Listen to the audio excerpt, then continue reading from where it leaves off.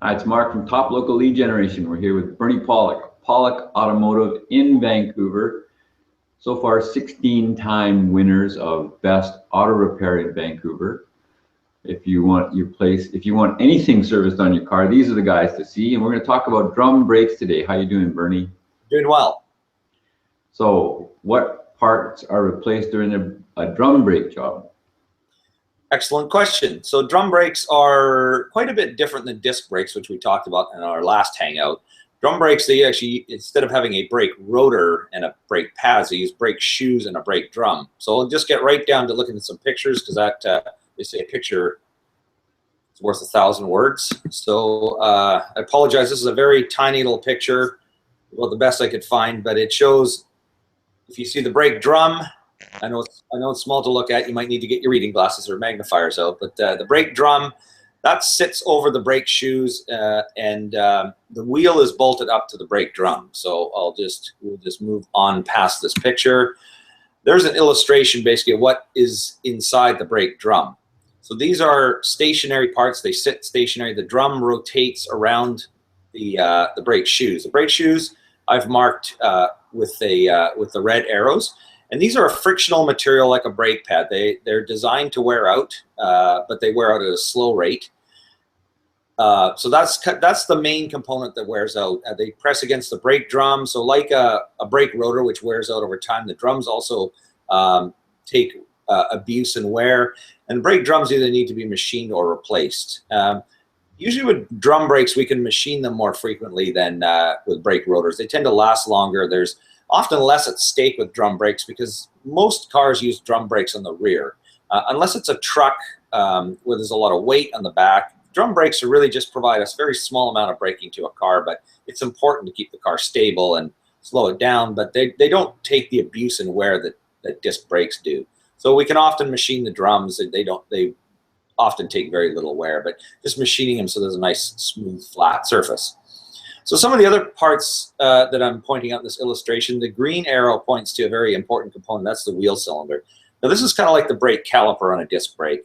The wheel cylinder actuates the brakes. It's connected to the master cylinder. There's fluid flowing through it. When you push the brake pedal, there's pistons in the wheel cylinder that are forced out. They force the brake shoes against the brake drum, and that's what slows your car down. The yellow arrow points to the self-adjusting mechanism. These are different in many different types of brake systems, but all drum brake systems, with one exception, which I'll talk about later, have self-adjusting mechanism, because as the brake shoes wear, they have to travel further and further to the brake drum. And if they don't have a self-adjustment mechanism, your brake pedal goes lower and lower to the floor. Eventually, you may not have any brakes at all. So that's why the self-adjusting mechanism is there. The blue arrows point to the brake hardware. These are springs, hold-down pins, and items that generally get replaced when we replace the brake shoes. They stretch and move all the time and tend to wear. So those are the major components of the drum brake system. As I said, the shoes wear most frequently, along with the drums needing either resurfacing or replacement.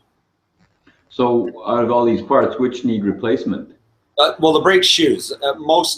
Most commonly, the items where the red arrows are pointing, the brake shoes, will almost always need replacement. The blue arrow items, the springs and hardware, need replacement. The self-adjusters usually last a long time. However, they do need servicing, and that's a key component of any brake job that we do. We always when we take everything apart, we clean it, we lubricate it, because these parts move just subtly, but it's important that they have the proper lubrication. There's a black arrow there. You didn't mention anything about that. What's that point? Yes, very good point. That's the parking brake lever.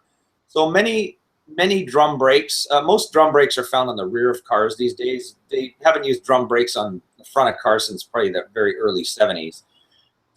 So the parking brake is actually a mechanical system, and it has cables that connect to the pedal or your lever that you pull in the car, and that black arrow points to the lever that actually pulls the brake shoes. So it just mechanically pulls the brake shoes against the drums.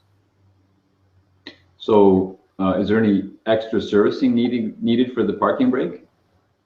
Yeah, so the parking brake, one thing we do with a brake inspection is actually inspect how the parking brake is working. When we take the drum off, we actually pull a parking brake lever, or push it to make sure the cables aren't seized, because the cables will seize up occasionally, and that'll cause the brake shoes to wear out.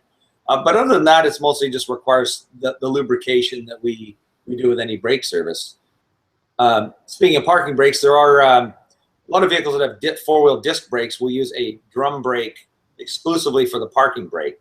And this is a much simpler than the illustration you're looking at, in that it has the lever, it has the shoes, and it has an adjustment mechanism, but it does not have a wheel cylinder because it's not hydraulically actuated. So it's a much simpler version of this.